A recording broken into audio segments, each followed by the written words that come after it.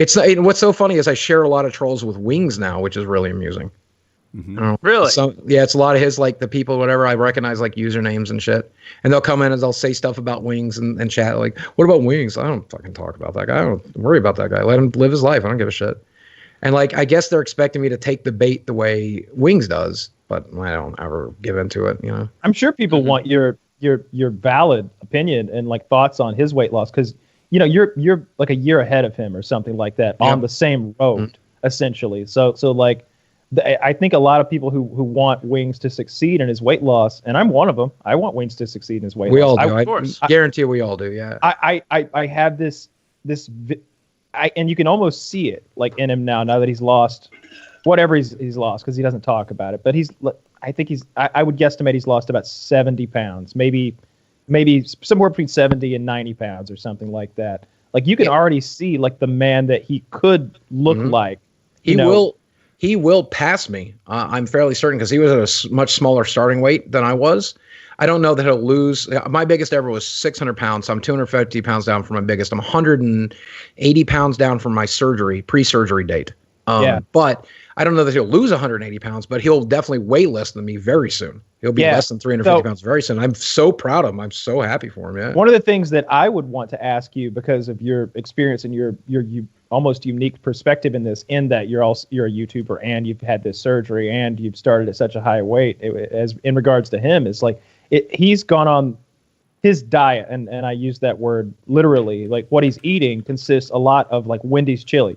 Now, a lot of people shit on that because it's a fast food, like, food or whatever. Right. But to me, the fact that he's consistently eating it, that like, he's got into this mode of, like, that's what I eat. It's 400 calories. It shows routine. It's the routine seems to me very healthy, and I feel like the routine is what's healthy. Like, if he, just for the cameras or YouTube, was like, yeah, look at this spinach salad with kale that I'm eating with a light vinaigrette. We know you're not eating that every single day. He absolutely should not be eating a fucking kale salad at this point. It's the last thing he should be fucking putting into his body. Sure. It would be tantamount to suicide. It would be tantamount to organ damage. It would be tantamount to fucking bone damage if he was eating garbage like that right now. He needs to be focusing protein.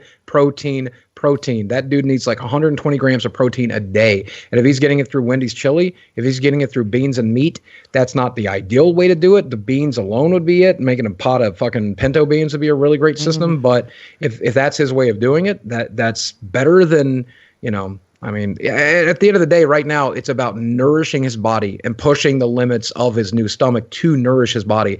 And his body needs protein. So the biggest issue he's facing right now is whether or not you will lose lean mass as well as fat at the rate he's burning right now. And if you don't maintain your protein, you will burn lean mass. We're talking about bone density. That's damaging your body for the rest of your life. Or we're talking about stripping your muscles, which lowers your basal metabolic rate. Yeah. And so the goal is to try to make sure you only lose 50% of the weight as lean mass.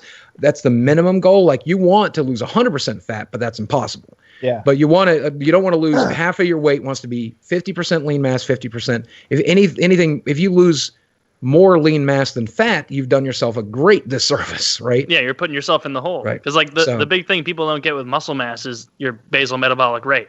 Like, the more of that you lose, you're just making it harder on yourself, because then you're just fueling a body of fat and bones and organs. Do you know, Taylor, like because there's an actual number, like how many calories 1 pound of lean muscle will just burn on its own per day? Like there's a formula for it.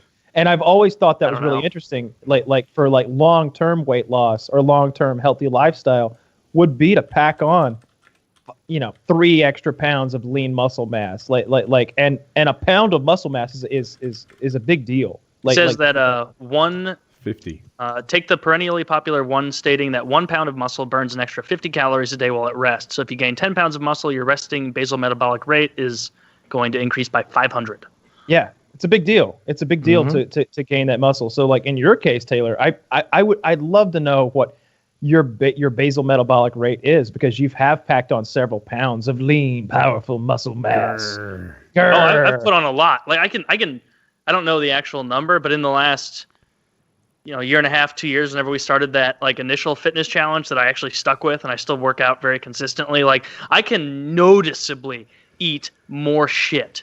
Yeah. Like, if I like, 3 years ago, if I had a weekend where on a Sunday I was like, fuck it, I'm going to have a couple beers, I'm going to have a whole thing of Cheez-Its. Like the next day I'd wake up and be like, oh, I feel huge and I feel awful. But now, like, if I do splurge on a bad day, my recovery time is so much quicker. Like, I'll feel a little bloated, but I don't feel bad. Like, I feel like it burns off pretty quick.